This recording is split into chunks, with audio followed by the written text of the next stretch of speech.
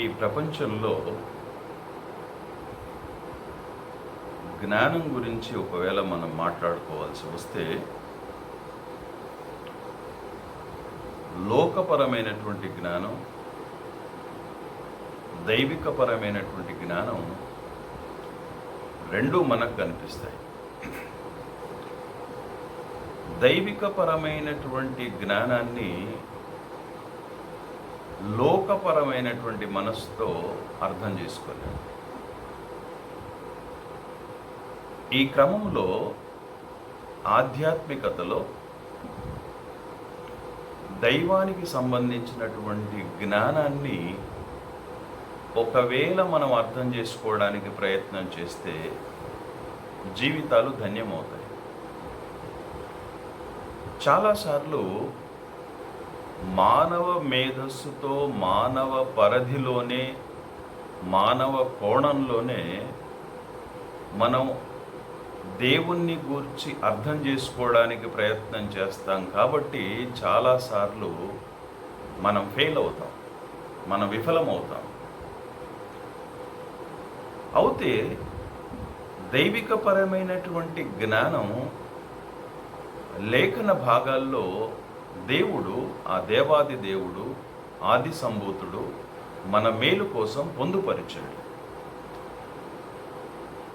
మానవ సంబంధమైనటువంటి జ్ఞానం, మాటలు చాలాసార్లు మనల్ని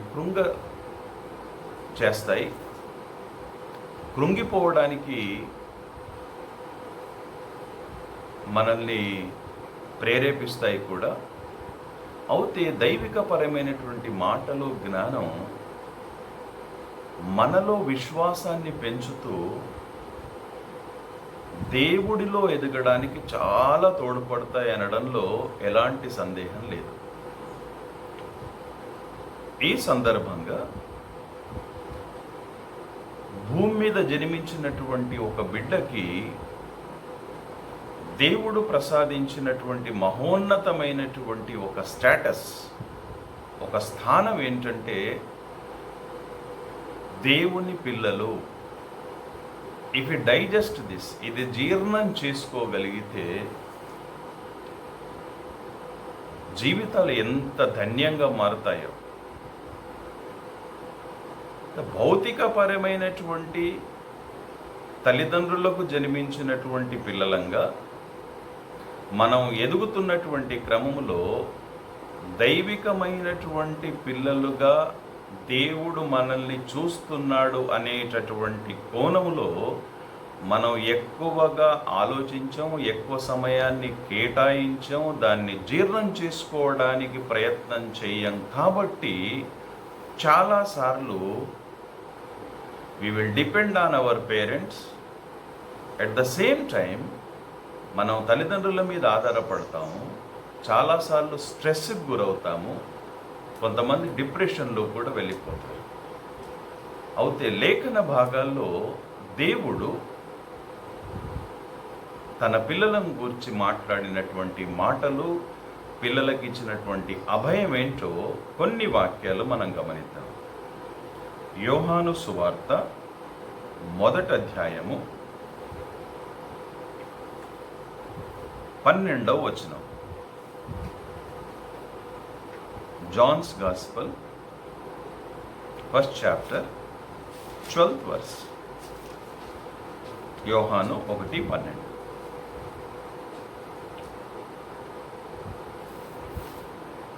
తనను ఎందరు అంగీకరించిరో, క్రీస్తు వారి గురించి, క్రీస్తుని ఎందరైతే అంగీకరించారో, దేవుణ్ణి ఎందరైతే అంగీకరించారో వారి అందరికీ, తనను ఎందరు అంగీకరించిరో వారికందరికీ, అనగా తన నామమందు విశ్వాసముంచిన వారికి దేవుని పిల్లలగుటకు ఆయన అధికారము అనుగ్రహించెను. It's a very beautiful statement. భౌతికంగా మనకు జన్మనిచ్చినటువంటి తల్లిదండ్రులు మనకు జన్మనిచ్చిన తర్వాత మనము ఎప్పుడైతే ఆధ్యాత్మిక యాత్రలో క్రీస్తుని ప్రభువుని మనం అంగీకరిస్తామో ఆ సమయంలో ప్రభు మనకు అనుగ్రహించినటువంటి గొప్ప వాగ్దానం ఏంటంటే అధికారిక పూర్వకమైనటువంటి వాగ్దానం. తనను ఎందరైతే అంగీకరించిరో తన నామమందు విశ్వాసముంచిన వారికి దేవుని పిల్లలగుటకు ఆయన అధికారము అనుగ్రహించెను. అఫీషియల్లీ, అధికారికంగా ఆయన డిక్లేర్ చేస్తాడు, వీరు నా పిల్లలు. ఒకసారి ఊహించండి, ఒక కోటీశ్వరుడు లేకపోతే బాగా ధనం ఉన్నటువంటి వ్యక్తి ఒక పిల్లవాడిని అడాప్ట్ చేసుకుంటే ఆ పిల్లవాడికి ఉండేటటువంటి మానసికమైనటువంటి స్థితి చాలా స్టేబుల్గా ఉంటుంది, బ్యాలెన్స్గా ఉంటుంది, స్ట్రెస్ గురికాడు. ఎందుకంటే నన్ను అడాప్ట్ చేసుకున్నటువంటి వారు ధనవంతులు, నాకు ఏ లోటు ఉండదు, నాకు ఏ కొరత ఉండదు, నా జీవితానికి ఢోకా లేదు, ఒక భయము లేనటువంటి అభయముతో కూడినటువంటి జీవితాన్ని జీవించడానికి ఆ బాలుడికి లేకపోతే బాలికకు అవకాశం ఉంటుంది. అయితే దేవుడే నిజంగా మనల్ని అడాప్ట్ చేసుకుంటే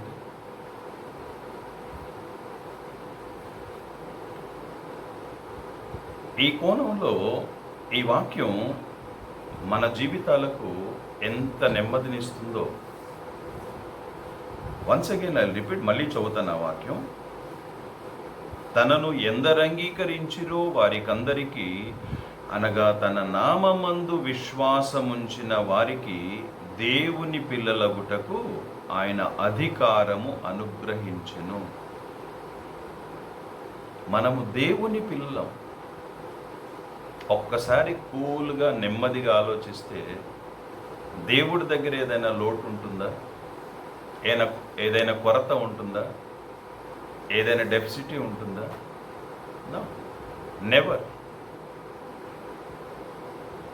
అందుకే భూ సంబంధమైనటువంటి వాటిల్లో మనం ఎక్కువగా కాన్సన్ట్రేట్ చేసి మన జీవితాలు ఏమవుతాయో, ఎలా బ్రతుకుతామో అన్న వాటి మీదనే మనం ఎక్కువగా ధ్యానం కేంద్రీకరిస్తాం. కాబట్టి ఆధ్యాత్మిక విషయాలకు మనం సమయం కేటాయించకపోవడం మన స్ట్రెస్కి, మన ఆందోళనకి ప్రధాన కారణం. ఆధ్యాత్మికత ఒక వ్యక్తిని ప్రశాంతమైనటువంటి జీవితాన్ని గడపడానికి దోహదపడుతుంది. ఇక్కడ డైరెక్ట్గా సూటిగా దేవుడు మాట్లాడుతున్నాడు అనేది బైబిల్ చెప్పే సత్యం. ఏమంటున్నాడు? దేవుని పిల్లలగుటకు అధికారం అనుగ్రహించాడు. ఈ అధికారాన్ని అనుగ్రహించిన తర్వాత దేవుడిచ్చినటువంటి స్టేట్మెంట్, దేవుడిచ్చినటువంటి సందేశం ఏంటంటే, యోహాను సువార్త 1వ అధ్యాయం 13వ వచనంలో, వారు అంటే ఎవరైతే దేవుణ్ణి అంగీకరించారో, ఎవరైతే అధికారపూర్వకంగా దేవుడి బిడ్డలుగా మారిపోయారో, అంటే దేవుడు దత్తత తీసుకున్నాడు అనేటటువంటి అంతరార్థం అందులో మనకు కనిపిస్తుంది.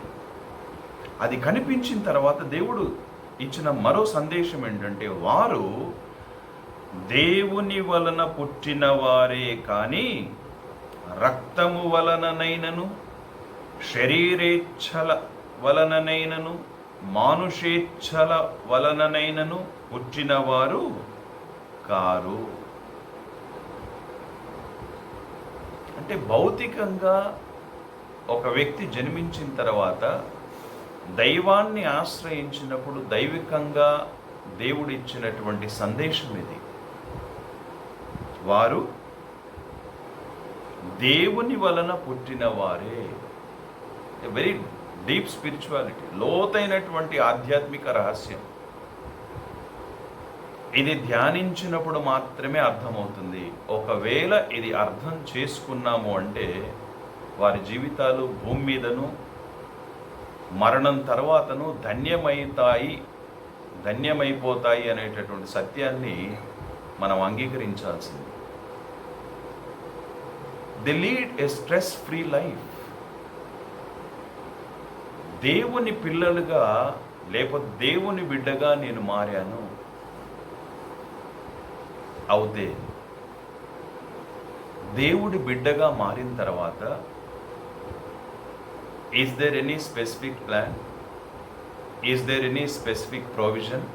ఏదైనా ప్రత్యేకమైన ప్రణాళిక తన పిల్లల పట్ల లేకపోతే తన పిల్లల అవసరతల పట్ల దేవుడికి ఏదైనా ప్రణాళిక ఉందా అంటే, వాక్య భాగంలో అనేక చోట్ల దేవుడు తన పిల్లలను గూర్చి, తన పిల్లల అవసరతలను గూర్చి చాలా స్పష్టంగా మాట్లాడాడు. కొన్ని వాక్యాలు మత్తయి సువార్తలో, gospel according to Matthew 6th chapter 6వ వచనం, 6వ అధ్యాయము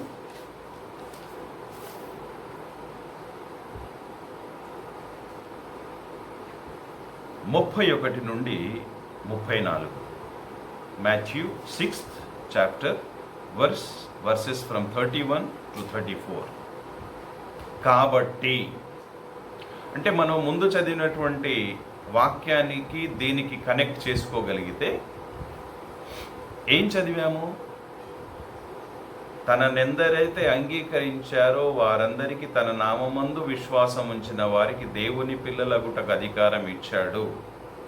కాబట్టి మనం ఆయన పిల్లలం అయ్యాం. కాబట్టి ఏమి తిందుమో, ఏమి త్రాగుదుమో, ఏమి ధరించుకుందుమో అని చింతింపకండి. అన్యజనులు వీటన్నిటి విషయమై విచారిస్తారు. ఇవన్నీ మీకు కావాలనని మీ పరలోకపు తండ్రికి తెలియను. కాబట్టి మీరు ఆయన రాజ్యమును నీతిని మొదట వెదకండి, అప్పుడన్నీ మీకు అనుగ్రహింపబడును. రేపటిని గూర్చి చింతించకండి, రేపటి దినము దాని సంగతులను చింతించును. ఏనాటి కీడు ఆనాటికి చాలును. కాబట్టి ఏమి తిందుమో, ఏమి త్రాగుదుమో, దాని తర్వాత ఇవన్నీ మీకు కావాలనని మీ పరలోకపు తండ్రికి తెలియదు. అంటే ఆయన బిడ్డలుగా మారిన తర్వాత దేవుడు ఇచ్చేటటువంటి అభయం ఏంటంటే, భూ సంబంధమైనటువంటి మానవ జీవితానికి కావలసినటువంటి ప్రతి అవసరత తీర్చడం నా కర్తవ్యం అనేటటువంటి బోధను ప్రభు ఇక్కడ మనకు తెలియజేస్తున్నాడు. బికాజ్ వీఆర్ హిస్ చిల్డ్రన్, ఆయన పిల్లలం మనం. అందుకే ఇంకొంచెం క్లారిటీగా ఇదే అధ్యాయంలో 6వ అధ్యాయంలో 8వ వచనంలో దీనికి స్పష్టతను ప్రభువారు ఇచ్చారు. మత్తయి సువార్త 6వ అధ్యాయము 8వ వచనం, మీరు మీ తండ్రిని అడగక మునుపే మీకు అక్కరగానున్నవేవో ఆయనకు తెలియను. నేను రిపీట్ చేస్తాను.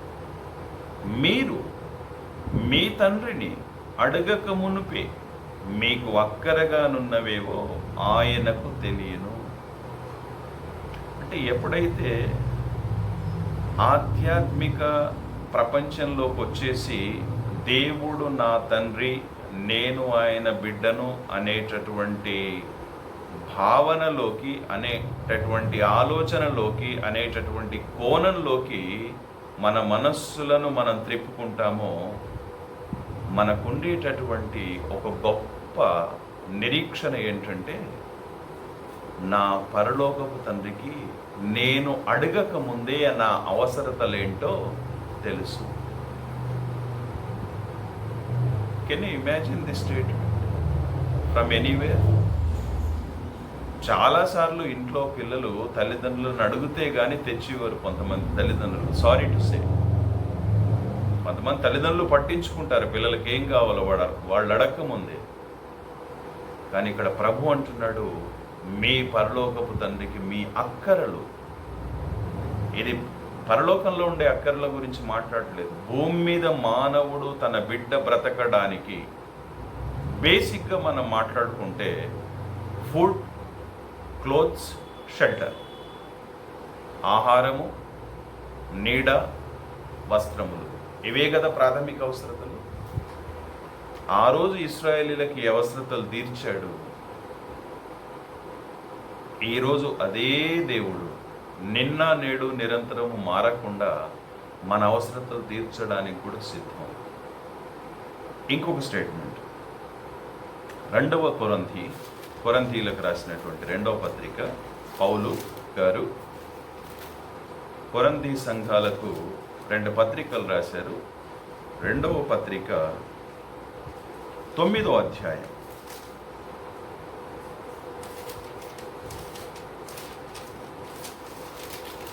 Second Corinthians chapter number 9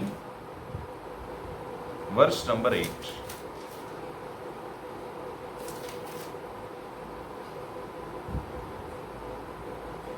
అన్నిటి యందు, ప్లీజ్ ట్రై టు అండర్స్టాండ్, ఇది మనం అర్థం చేసుకుందాం. అన్నిటి యందు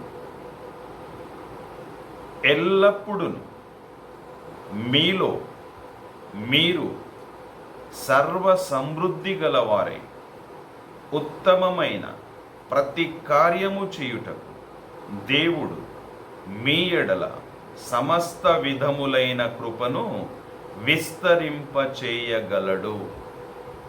అంటే భూమి మీద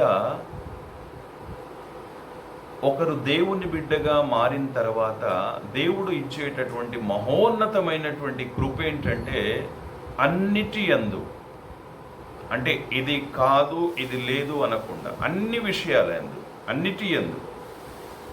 చాలా సందర్భాల్లో నెమ్మదిగా, కూల్గా, ఒంటరిగా వాక్యాన్ని ధ్యానించం కాబట్టే వాక్యములో దేవుడు రాయించినటువంటి విషయాలు అర్థం కాక వాటిని అలాగే వదిలిపెట్టి జీవిత యాత్రలో బ్రతకడానికి ఆందోళన చెందడం చాలామంది విశ్వాసుల్లో జరిగేటటువంటి ఒక సామాన్యమైనటువంటి విషయం.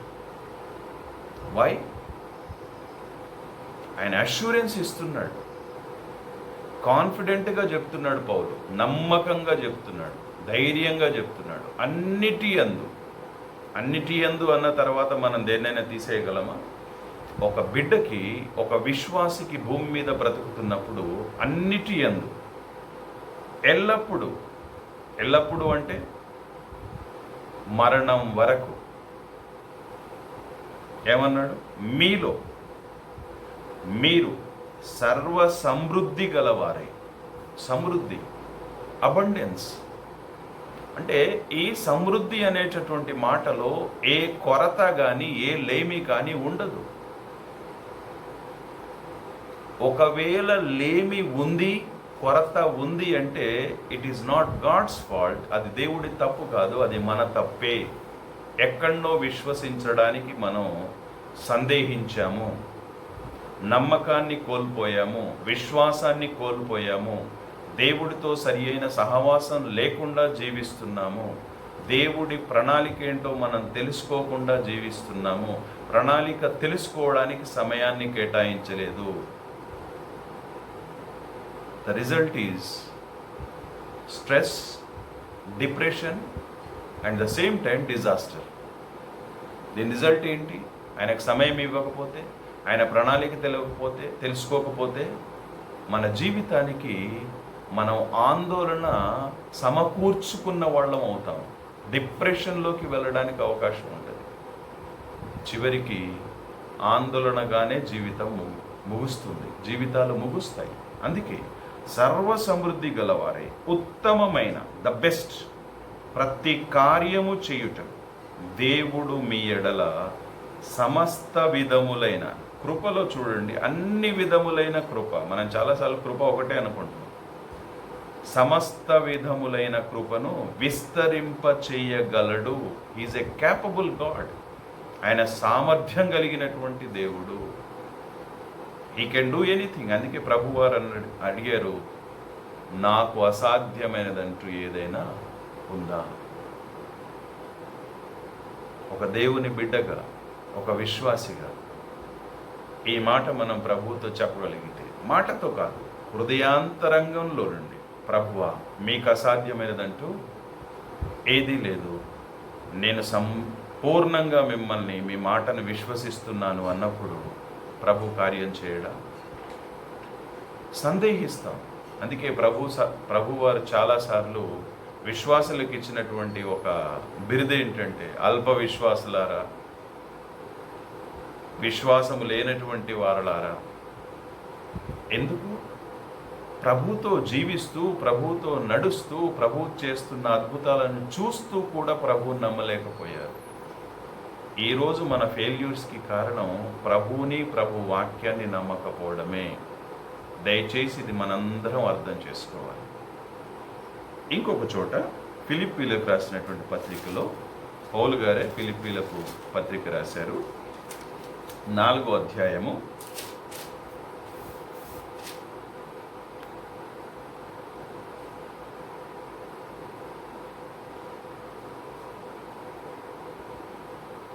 పౌలు గారు పరిచర్యలోకి వచ్చిన తర్వాత, ఆయన ప్రభువుని అంగీకరించి దేవుడి బిడ్డగా మారిన తర్వాత, ఆ పరిచర్య చేస్తున్నటువంటి క్రమంలో తన అభిప్రాయాన్ని, తనకున్నటువంటి అనుభవాన్ని రాస్తున్నారు. చూడండి, Philippians 4th chapter 15 from 15. Philippi 4:15 నుండి. ఫిలిప్పీయులారా, సువార్తను నేను బోధింపనారంభించి మాసిదోనియలో నుండి వచ్చినప్పుడు ఇచ్చు విషయములోనూ పుచ్చుకొను విషయంలోనూ మీరు తప్ప మరి ఏ సంఘపు వారును నాతో పాలివారు కాలేదని మీకే తెలియను. ఏలయనగా తెస్సలోనికెలో కూడా మీరు మాటి మాటికి నా అవసరము తీర్చుటకు సహాయము చేసితిరి.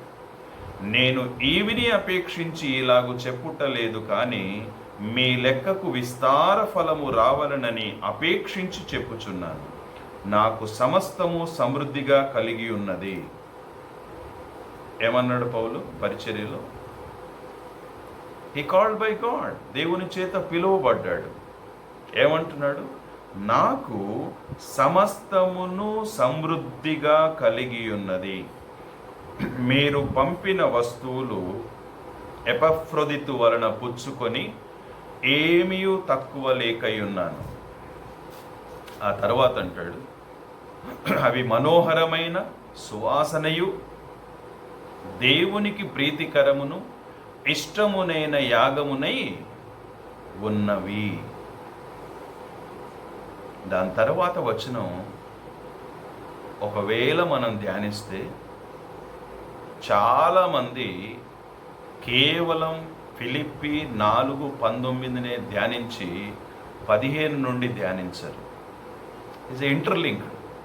15 నుండి ఉన్న వచనాలకి 13లో ఉన్నటువంటి వచనాలకి 19లో ఉన్న వచనానికి సంబంధం ఉంది. కాగా అంటే ఏంటి?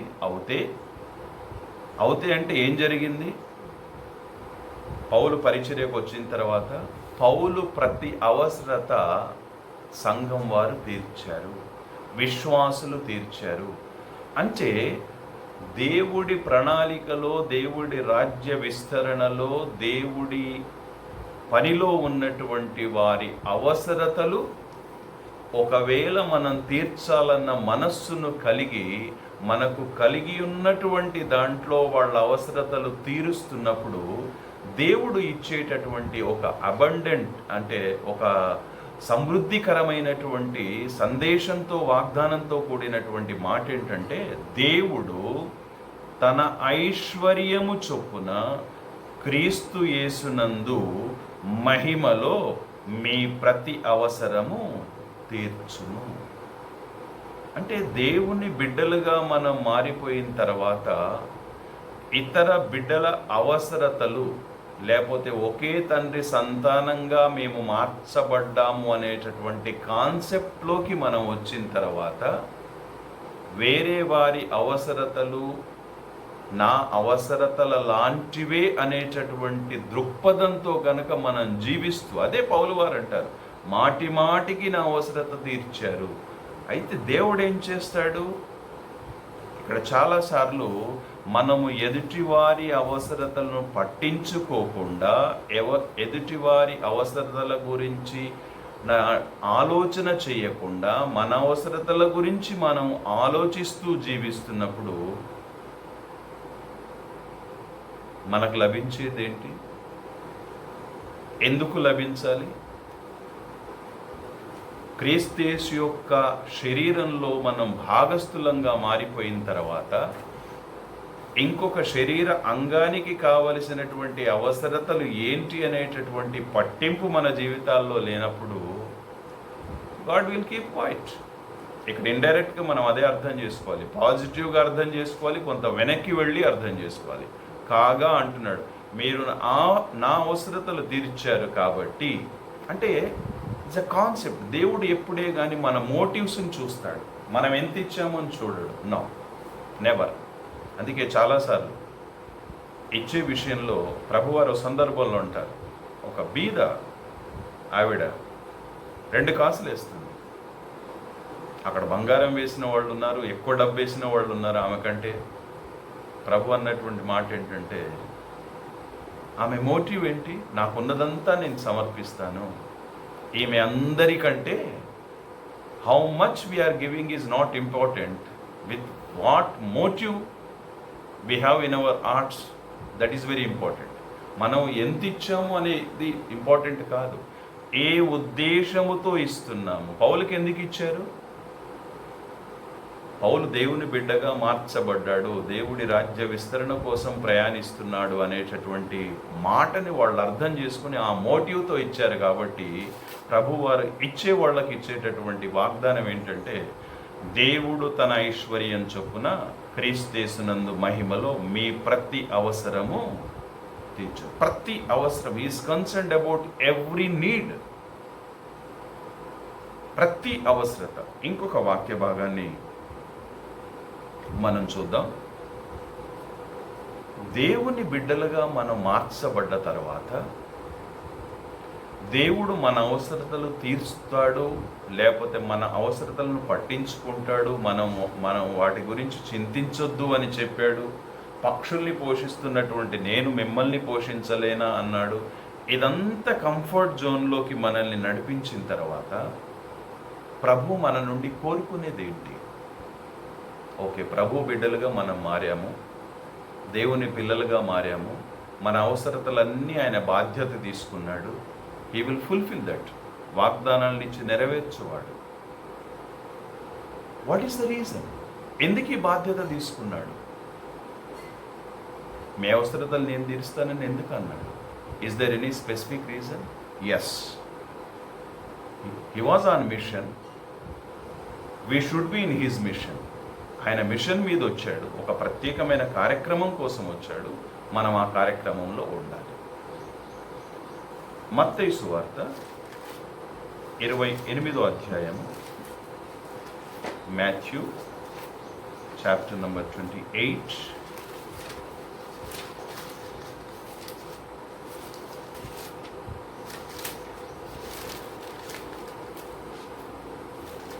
మత్తయి సువార్త 28వ అధ్యాయము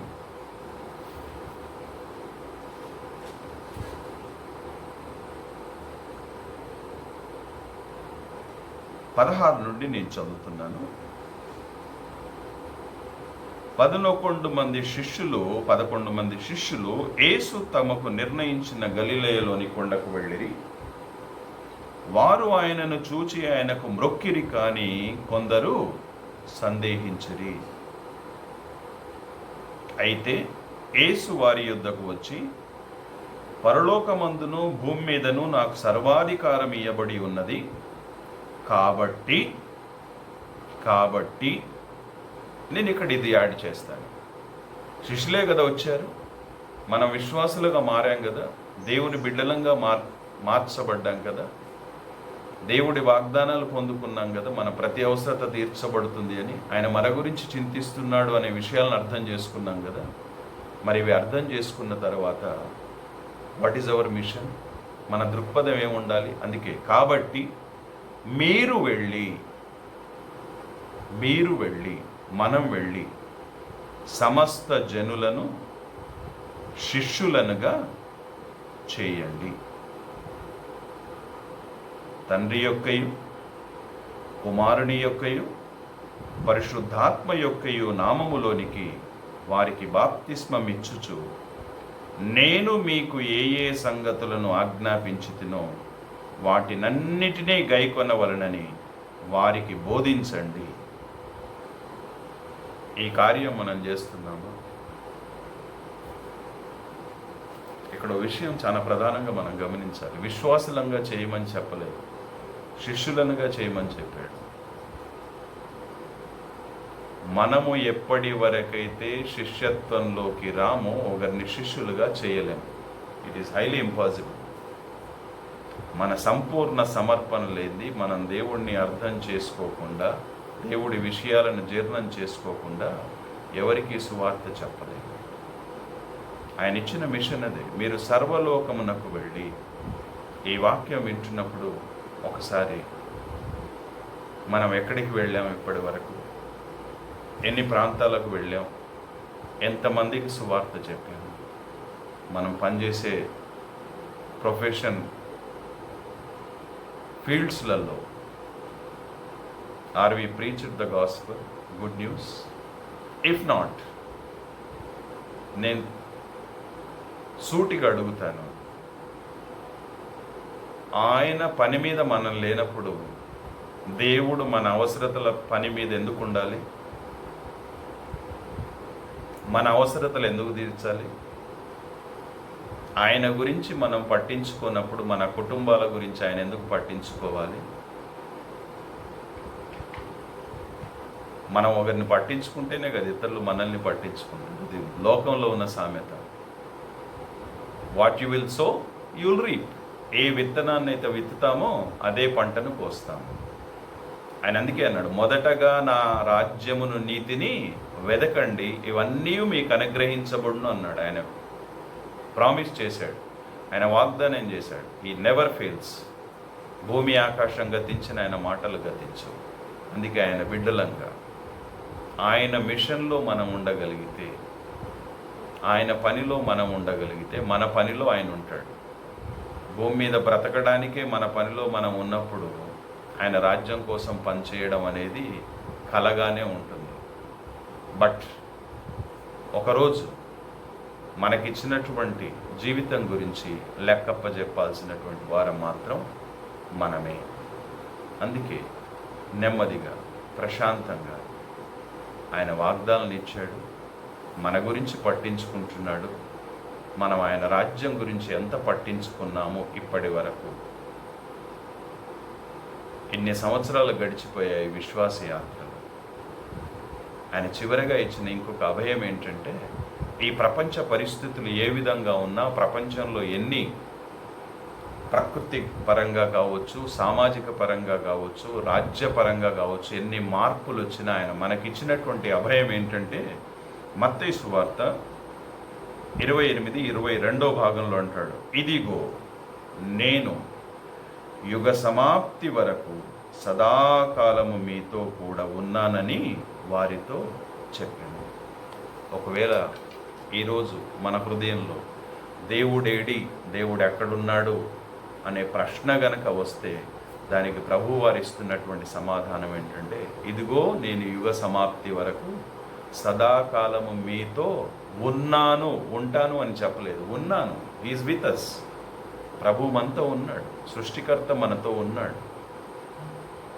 చివరగా ఆయన ఎన్ని మాటలు మాట్లాడిన తర్వాత ఫైనల్గా నాకు నేను ప్రశ్న వేసుకోవాలి, నేను దేనికోసం జీవిస్తున్నాను, ఎవరి కోసం జీవిస్తున్నాను, నా జీవిత లక్ష్యం ఏంటి, తల్లి గర్భంలో పిండంగా రూపింపకముందు నన్ను ప్రతిష్ఠ చేసుకొని నాకంటూ ఒక ప్రణాళిక ఏర్పాటు చేసినటువంటి దేవుడి ప్రణాళికలో నేను జీవిస్తున్నానా?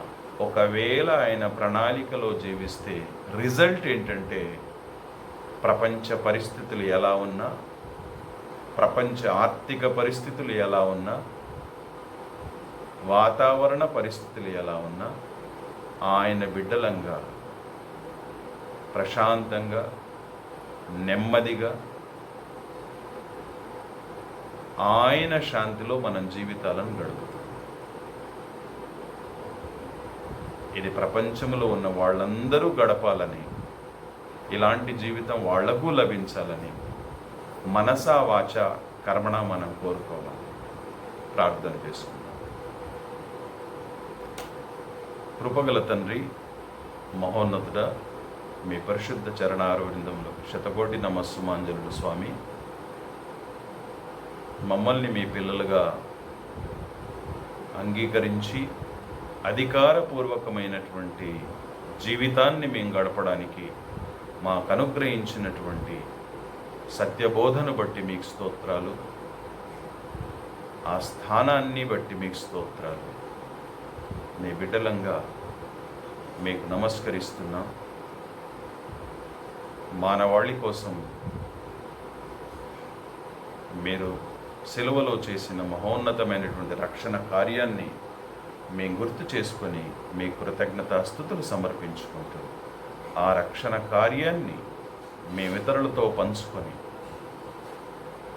మా జీవితాలు ధన్యమైనట్టు వారి జీవితాలు కూడా ధన్యం కావాలని కోరుకోవడానికి కావాల్సిన మనస్సు, జీవిత లక్ష్యాలను మీరు అందించమని యేసు క్రీస్తు నామమున ప్రార్థించి వేడుకుంటున్నాము తండ్రి.